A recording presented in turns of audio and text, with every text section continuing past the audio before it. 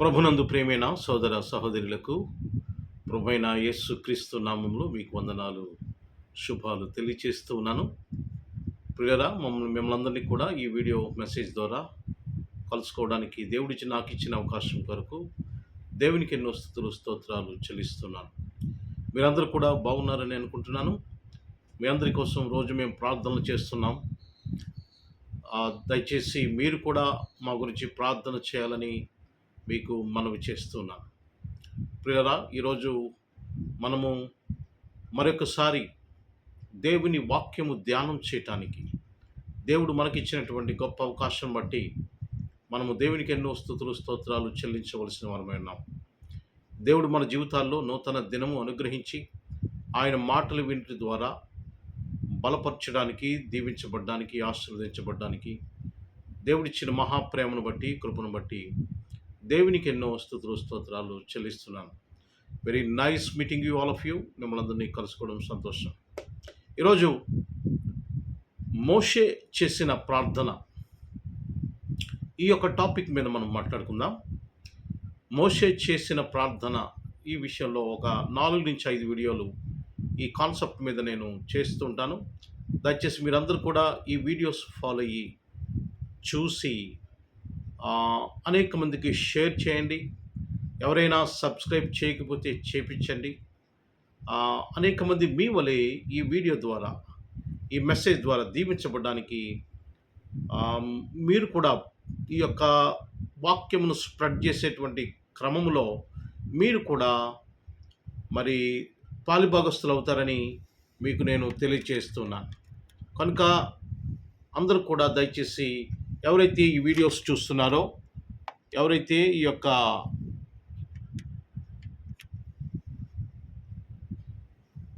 యొక్క video message వింటున్నారో, దయచేసి మీరు ఈ యొక్క సహాయం మీరు చేయాలని మనం చేస్తున్నాం. ఈరోజు మోషే చేసిన ప్రార్థన నిర్గమకాండ 32 అధ్యాయం 11 నుంచి 14 వచనాల్లో మీరు ఇంటి దగ్గర బైబిల్ చదవండి. అక్కడ మోషే దేవునికి చేసిన ప్రార్థన మనకి కనిపిస్తుంది. నిర్గమకాండము 32వ అధ్యాయము 11 నుంచి 14 వచనాల్లో మోషే చేసినటువంటి ప్రార్థన మనకి కనిపిస్తుంది. ఇశ్రాయేలు ప్రజలు దేవునికి ఇష్టం లేని కార్యాలు చేస్తున్నప్పుడు, దేవుడు వారి మీద కోపగించినప్పుడు, దేవుడు వారిని దండిస్తానని మోషేకి చెప్పినప్పుడు, మోషే ఇశ్రాయేలు తరపున ఆయన బ్రతిమాలుతూ దేవునికి ప్రార్థన చేస్తున్న సందర్భాన్ని మనం అక్కడ చూస్తాం.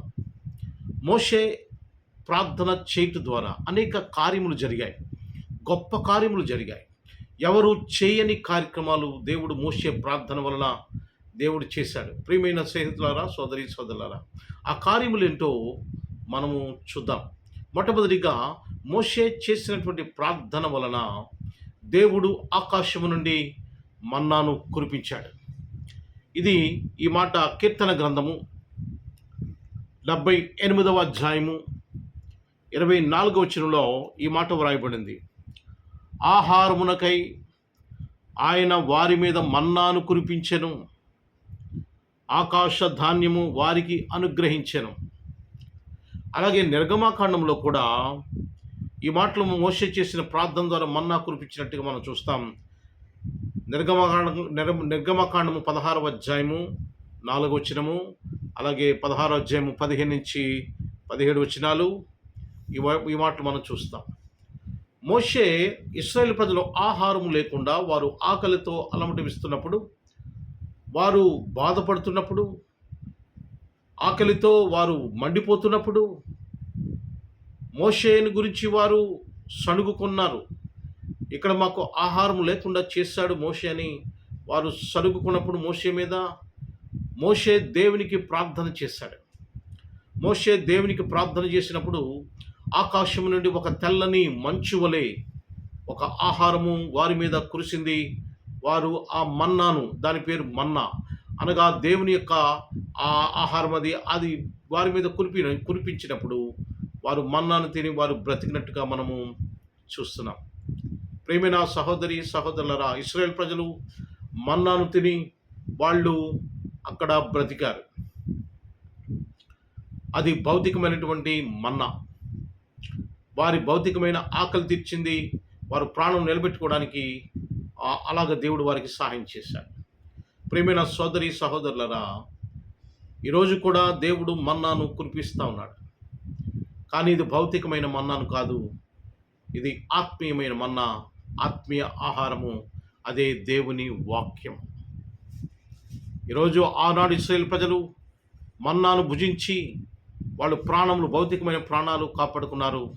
ఈరోజు ఆత్మీయ ఆహారమైనటువంటి మన్నా అనగా దేవుని వాక్యము వినుట ద్వారా మన ఆత్మీయ జీవితాన్ని, మన ఆత్మను మనం కాపాడుకుంటాం. మనము దేవునితో సదాకాలం జీవించడానికి అవకాశం ఉంటుంది. ప్రియమైన సహోదరి సహోదరులరా, ఈరోజు మన్నా అనగా ఏంటంటే దేవుని యొక్క వాక్యము. మన్నా దేవుని యొక్క వాక్యానికి సదృశ్యమైంది, ఆత్మీయ ఆహారము. ఎవరైతే ఈ మన్నాను అనగా దేవుని వాక్యమును వింటారో, వినుట ద్వారా వారు దీవించబడతారు. ఎవరైతే దేవుని వాక్యాన్ని గైకొంటారో వారు దీవించబడతారు. ఎవరైతే దేవుని వాక్యం ద్వారా ఈ లోకంలో జీవిస్తున్నారో వారు బలపరచబడతారు.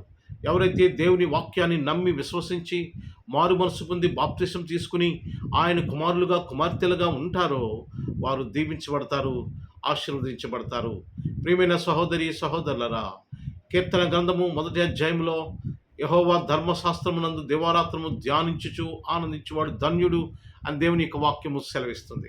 దేవుని వాక్యము వింటున్నప్పుడు, దేవుని వాక్యమును మనము రిసీవ్ చేసుకున్నప్పుడు, దేవుని వాక్యమును మనము ధ్యానం చేస్తున్నప్పుడు, దేవుని వాక్యం ద్వారా మనము జీవిస్తున్నప్పుడు మన జీవితంలో అనేకమైన కార్యములు జరుగుతాయి, అనేకమైన సంఘటనలు జరుగుతాయి, అనేకమైనటువంటి విషయాలు మన జీవితంలో దేవుడు చేస్తాడు. ప్రియమైన సహోదరి సహోదరులరా, ఆత్మీయ ఆహారమైనటువంటి ఈ వాక్యమును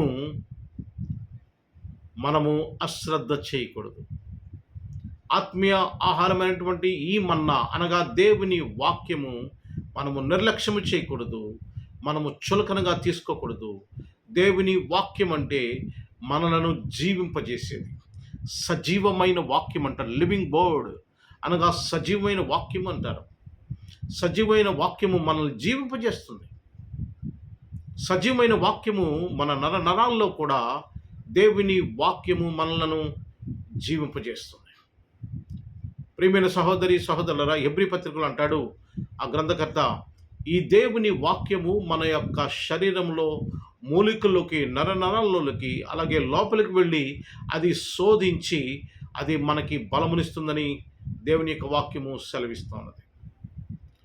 కనుక ప్రియమైనటువంటి సహోదరి సహోదరులరా, ఇశ్రాయేలు ప్రజలు మన్నాను తిని బ్రతికారు వాళ్ళు. ఈరోజు ఆత్మీయమైన మన్నా అనగా దేవుని వాక్యమైనటువంటి ఈ వాక్యాన్ని వినుట ద్వారా, నమ్ముట ద్వారా, విశ్వసించుట ద్వారా మనం కూడా ఆత్మీయంగా బ్రతుకుతాము.